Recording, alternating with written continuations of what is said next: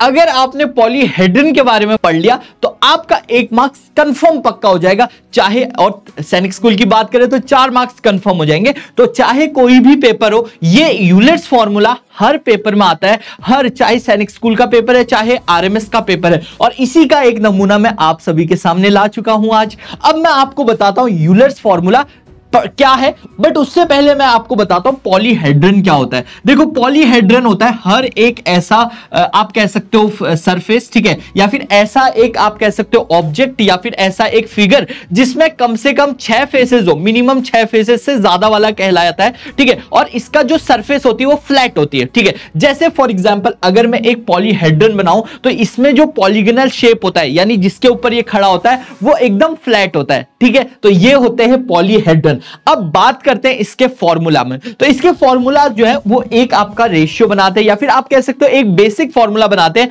वो क्या चीज है, तो सबसे पहले वो जो सही फॉर्मूला है वो मैं आपको समझाता हूं, उसको कहते हैं फीव, जिसमें ई माइनस है। फीव क्या कहते हैं, फीव जिसमें ई क्या है, माइनस है। अब ये फीव क्या है, यहां पे एफ का मतलब है फेसेस, वी का मतलब है वर्टेक्स, ठीक है, और आपका जो तीसरी चीज है वो है एज। एज मतलब साइड भी होता है, ठीक है। तो इनके बीच में जो रिलेशन ये है वो ये है कि अगर फेस और वर्टेक्स को ऐड कर दूं और उसमें से एज माइनस करूं तो वो हमेशा 2 आएगा। ये बात आपने याद रखनी। अब इसके ऊपर कभी डायरेक्ट क्वेश्चन आ जाता है, एग्जामिनर पूछेगा, या फिर कभी क्या आता है ऐसे घुमा के फॉर्मूला आ जाता है, ठीक है। और यही फॉर्मूला कई बार घुमाऊ तरीके में होता है, जैसे आपको वही फॉर्मूला ऐसे भी दिख सकता है पेपर में E+2 करके। तो ये आपने याद कर लेना है, ये आपको लेके आएगा 1 नंबर, या फिर ला सकता है सैनिक स्कूल में 4 नंबर। तो ऐसे वीडियोस को जरूर लाइक कीजिए और तैयारी को पुख्ता कीजिए।